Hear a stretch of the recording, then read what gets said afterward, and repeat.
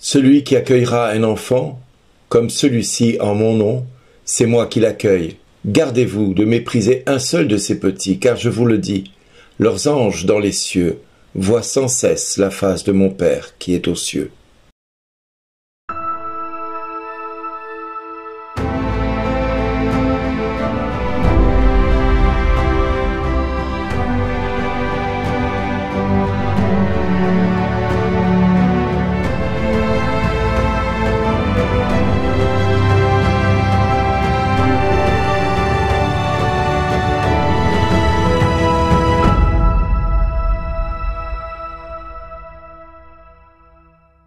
Aujourd'hui, le message vous est adressé par Bernard Dille. Bonjour les amis, nous sommes heureux de nous retrouver aujourd'hui pour célébrer les saints anges gardiens. Certains y croient, d'autres n'y croient pas. De toute manière, depuis la nuit des temps, que ce soit les Sadducéens, les pharisiens, ils se disputaient violemment la présence ou l'existence des anges à leur côté. Je sais que par exemple les Sadducéens étaient ceux qui estimaient que c'était que chimère, imagination pour les ignorants. Mais depuis l'Église a vraiment pris part dans l'existence de leur présence à nos côtés. Alors oui, Jésus nous dit bien, gardez-vous de mépriser un seul de ces petits, car leurs anges, qui sont dans les cieux, voient sans cesse la face du Père. Si l'existence des anges est une vérité de foi, un témoignage dans les Écritures, la présence de l'ange Gabriel aux côtés de Marie fut par exemple une révélation pour nombreux de ceux qui doutaient de l'existence des anges. Personnellement, j'étais quelqu'un d'un peu incrédule de ce côté-là.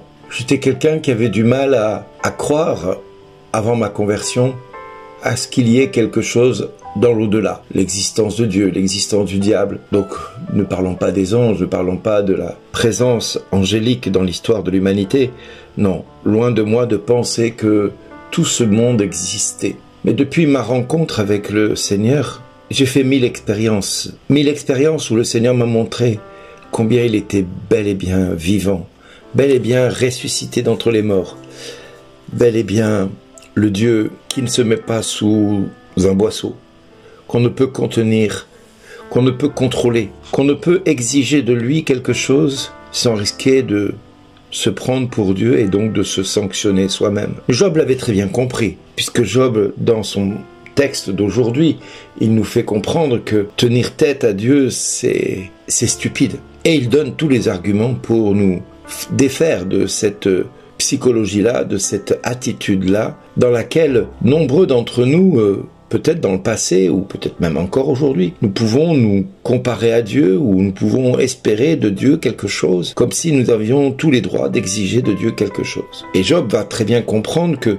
on ne résiste pas à Dieu, on ne peut contrôler Dieu, on ne peut exiger de Dieu quelque chose, non, rien. Même son fils n'a pas exigé de son père quoi que ce soit. Son fils a été capable de se soumettre à l'autorité de Dieu le Père quand il a dit « Père, si cette coupe peut s'éloigner de moi, mais non pas ma volonté, mais ta volonté. » Et nous voudrions tenir tête à Dieu en disant « Seigneur, je te demande de me guérir de cela maintenant. Je te demande de me délivrer de ça maintenant. » Nous pouvons exiger de Dieu certaines choses. Ah bon? Depuis quand?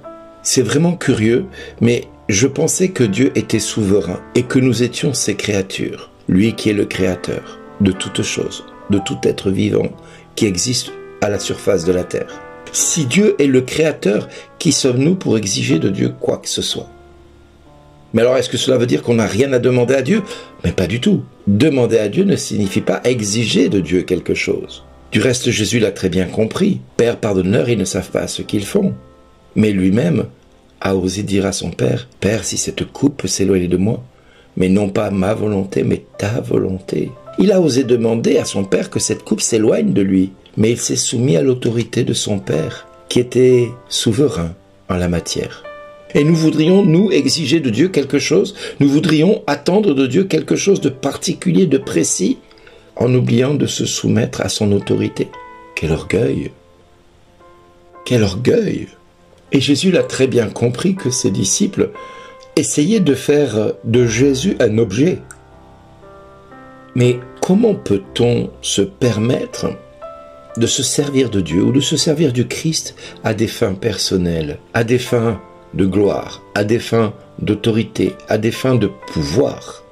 Comment peut-on utiliser le nom du Christ comme on l'a fait au sein de l'Église pendant des siècles et qu'on continue à le faire chez certains, en espérant ne pas être un jour redevable d'un quelconque jugement de s'être servi de Dieu à des fins personnelles au détriment de nos frères et de nos sœurs? C'est ainsi que certains se sont pris pour Dieu en exigeant de faire certaines choses auprès de certains, et Jésus va les reprendre, va les corriger, va les menacer, sans succès malheureusement. Et lui qui est Jésus, qui a menacé les pharisiens en leur disant « Vous empêchez les enfants de Dieu de venir auprès de moi, mais vous n'y entrerez pas vous-même dans le royaume par vos attitudes. » C'est en clair cela qui est reproché aux autorités d'église la plupart du temps par les hommes du monde. Vous prétendez servir Dieu et quand on vous voit agir, vous êtes pire que les païens qui ne se permettent pas d'agir ainsi. Et c'est ainsi qu'on a pu reprocher à certains prêtres les attitudes déplacées qu'ils ont eues envers d'autres personnes, à des fins de pouvoir ou de plaisir. Alors à notre tour aujourd'hui de nous remettre vraiment sous le regard de Dieu par l'intermédiaire de nos anges gardiens qui sont à côté de nous, qui nous voient, qui nous entendent, qui pensent ce que nous pensons, qui entendent nos pensées, même les plus pervers, même les plus néfastes, même les plus cachés. Ils sont devant le trône de Dieu et intercèdent en notre faveur pour que nous ayons l'humilité de reconnaître qu'il est Dieu et que nous sommes ses enfants, ses créatures, que nous lui devons tout, même le droit de respirer ou pas. Mes amis, aujourd'hui faisons preuve d'humilité, faisons preuve de cette humilité qui nous donne accès au royaume de Dieu et nous ouvre les portes des mystères cachés aux puissants de ce monde qui pensent qu'ils seront toujours les plus forts, les plus grands, les plus puissants du monde, sans devoir rendre des comptes de tout ce qu'ils font, et de tout ce qu'ils pensent, et de tout ce qu'ils finissent par dire. Oui, Seigneur, préserve-nous de l'orgueil, préserve-nous de cet amour déplacé de nos personnes au détriment de nos frères. Préserve-nous de ce qui pourrait nous éloigner de toi, et permets que nos anges gardiens soient là pour nous remettre sur le bon chemin, en nous interpellant au travers de notre conscience, de faire le bien auprès de ceux qui sont à nos côtés. Oui, Père, au nom de Jésus, guide-nous en ce jour avec nos anges gardiens. Fais-nous prendre conscience de leur présence à nos côtés pour que nous ne nous égarions pas loin du chemin que tu as tracé pour nous, qui nous conduit à la sainteté et à ton royaume. Et enfin, avec tous les saints et avec nos anges gardiens, nous célébrerons ton nom éternellement quand nous te verrons face à face, à notre tour. Mais Seigneur, permets pas que nous blessions un seul de tes enfants, qui qu'il soit, quel qu'elle soit, où qu'il soit, où qu'elle soit, et quel que soit son nom ou son prénom, donne-nous de l'élever au-dessus de nous, afin de te les présenter saintement et de te demander de les accueillir, de leur pardonner, comme nous te demandons de nous pardonner tous nos égarements. Toi qui nous dis aujourd'hui, merci d'exister.